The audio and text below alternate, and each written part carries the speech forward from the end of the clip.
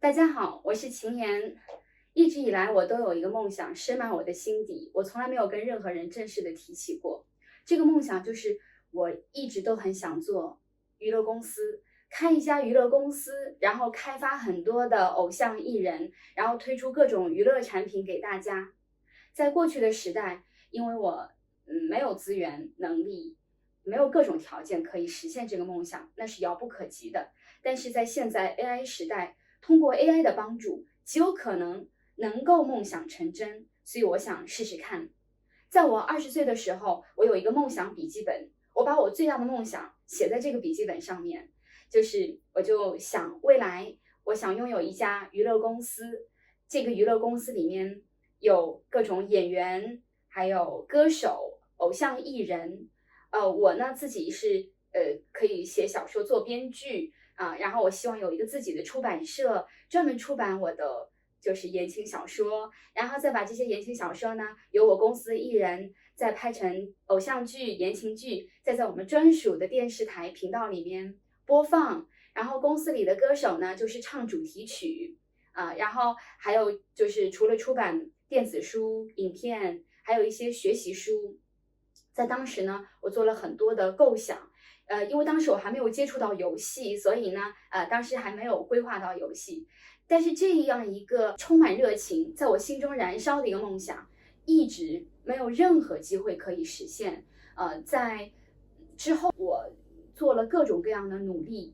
我做了电子书，也开始制作视频。后来呢，又学习了3D 动画，做乙女游戏。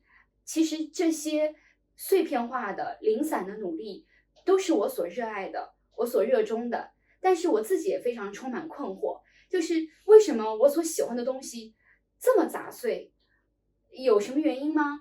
我能不能把它聚集起来？直到最近，我发现这些碎片，把它拼合而成，它就是一幅完整的拼图。这个拼图，这个完整的图景，其实就是我人生的愿景。我一直以来，我梦想、希望的东西，就是它可以组成一个娱乐公司，以及这就是娱乐公司里的产品跟服务。然后我的内心又开始激动了，我又开始燃烧起来。我特别特别想要实现这个娱乐公司的梦想。那么到底要怎么运作呢？其实我对此也是一无所知。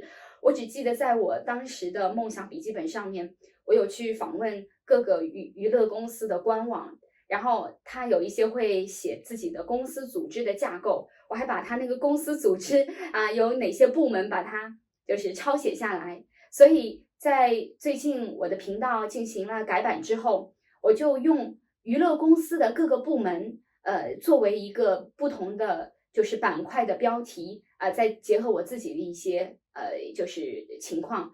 于是呢，我这个频道就会有品牌战略部门，还有开发部门。整个开发产品的部门是最关键的，有4大类的产品，有影片、电子书、游戏、音乐然后还有市场营销，客服部，还有法务跟版权等等，有很多不同的部门共同构建了这个虚拟的娱乐公司。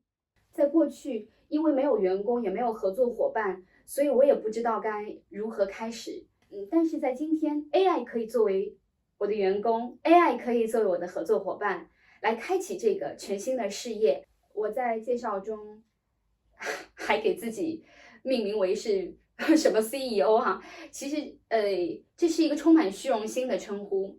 但实际上对于我来说，我在过去的很多时间里，都是把自己当做一个非常独立的，创作者去看待。我的很多的观点都是非常的微观的，视角也是比较的狭窄。但是在今天，我把自己命名为是一个 CEO，我是希望能够站在一个更高的维度，站在公司管理者的角度，去宏观的去看待整个品牌的运营和公司的一个经营管理。这是我从来没有过的视角，也是我从来没有过的格局。所以我很想在 AI 时代尝试一下全新的内容。那么在之前我推出的小说也好，或者是影片、游戏当中的这些角色，都是我用 AI 以及加上3D 建模所创造出的3D 人物。我在想，我跟这些3D 人物，也就是1000王子，是一种什么样的关系？是创作者跟被创作出的角色的关系吗？我觉得他们更多的对于我来说就是我的3D 艺人，3D 的虚拟艺人。我会使用这些角色，就像培养一个艺人一样，然后让他们去出演更多的作品，推广给大家，给我的用户带来更好的一个产品体验、服务的体验。所以我在想 ，AI 时代赋予我们不一样的能量，然后我们可以去尝试做一些前所未有的一些波澜壮阔的、激动人心的事情，去实现之前没有能够实现的梦想。而且我想利用这个虚拟娱乐公司做一个真正的尝试，就是它能不能像真正的现实中的娱乐公司一样去运作、经营管理。我所开发创造的这些3D 虚拟艺人，能不能像真正的偶像艺人一样，给大家带去有价值的就是娱乐产品。那么接下来就请拭目以待吧。